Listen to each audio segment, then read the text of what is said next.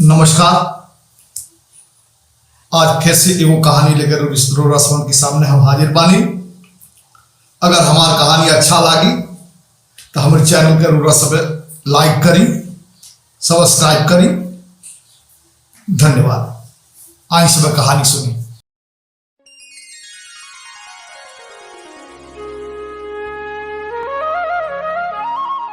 परी के पाके सच में हमने दोनों प्राणी के आंखें की ज्योति और जिये का सहारा मिल गए रहे। उनके खिलावत और उनकी साथे खेलत कब समय बीत जा पता ना चले। लेकिन हमने बूढ़ा बूढ़ी के इहो सुख बेटा पतोही का मंजूर ना रहे।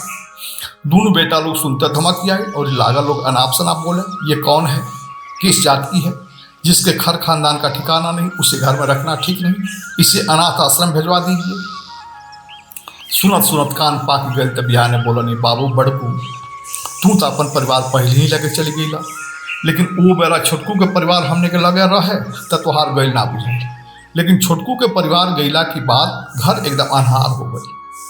बुझाए जिंदगी खत्म। रोला के अलावे हंसे के कोनो कारण ना रह गए। केहू आगे पीछे ना, केनहो तकले आजोर ना, घरों काटे धागे। बुझाओ कि अगर हमने का कुछ हो जाओ तो एक लोटा पानियों के दवा निहार तक केहू नहीं खे। मरियो गईला पर लाश के उठाओ निहार भी तक केहू नहीं खे।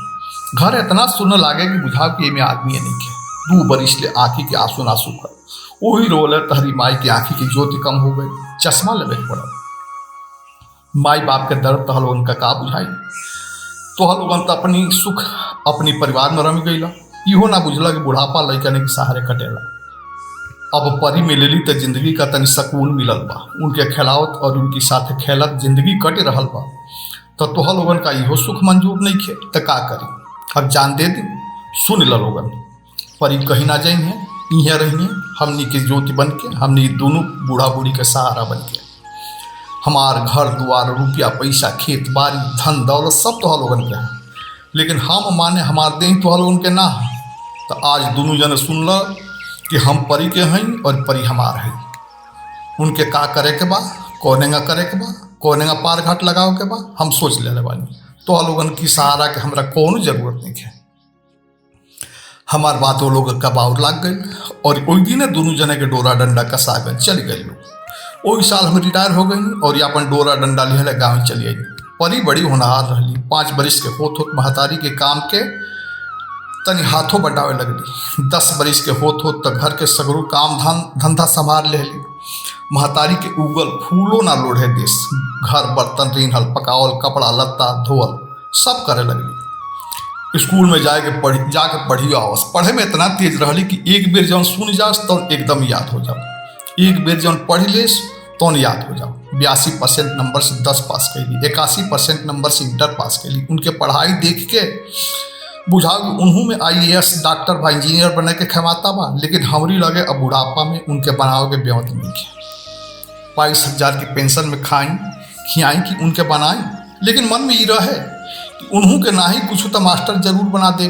मास्टर बना के ब्याह करके उनके ई घर उनकी नावे लिख दे। बाकी सब कुछ बेटा लोग के रही। जब ले जियब जा तब ले रहब जा। हम लोग के पार घाट लगा दी है। मूला की बात घर द्वार उनके रही।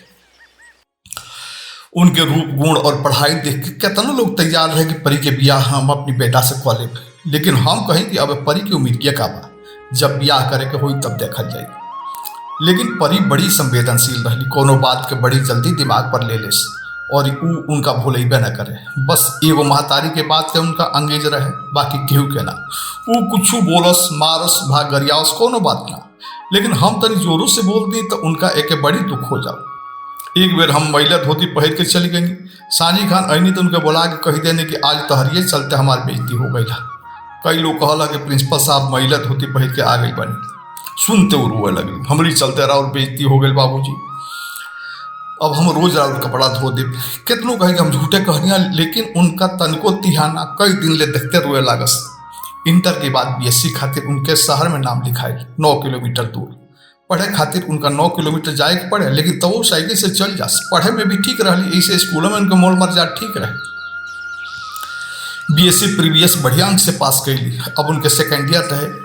एक दिन स्कूल से अली तो कहे लगली कि 10वीं की एगो लड़की हूबहू हमरे तरह बिया बाबूजी। उम्र तनी कम बा। कहत रहलसी कि अपनी माई से तह के देखाए। हमरा के दीदी कह के हमार पता लिखल सिया।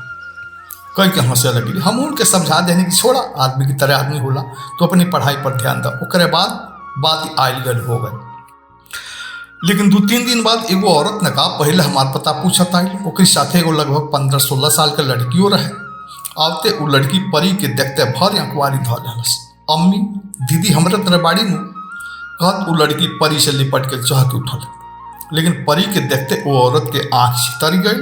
खूब डीठ गड़ा के 5 मिनट ले परी की ओर ताकते रह गए। ओकरे बाद ओकरी आंखी से आंसू के नदी बह चलल। रोवत लागल कहे हमार बेटी तो के कहाँ कहाँ खोजनी लेकिन तू ना मिलू। हमार बाप कसाई तहरी साथे ऐसन कह देहलस कि आज 18 बरिस की आंख के बहते बीतल बा।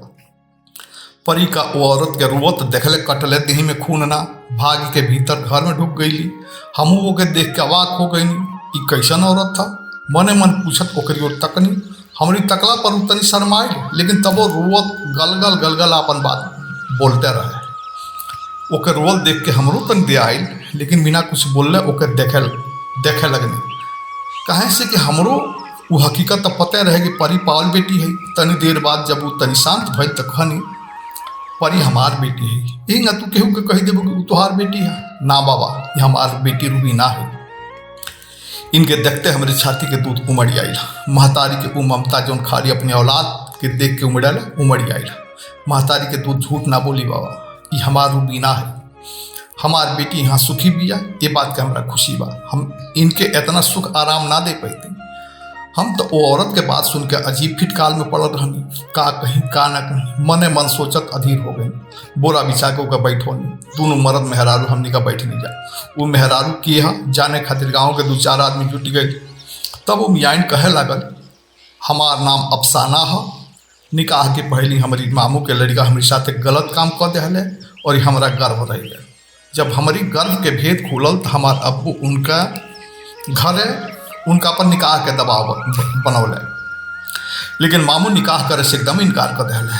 जब हम जन्नी के मामू निकाह करे से इनकार कर दिले तब मामू और भाईजान पर बड़ी गुस्सा आयल और अब्बा से कही देन कि हम निकाह ना करें। ये बच्चा के जन्म दे और एकरे सहारे अपन जिंदगी काट ले। हम सोचले रहने की बेटा हुई लेकिन जब बच्चा भइल तो वो बेटी रहे। आगे परी के साथे का भइल अगला भाग में सुनाए।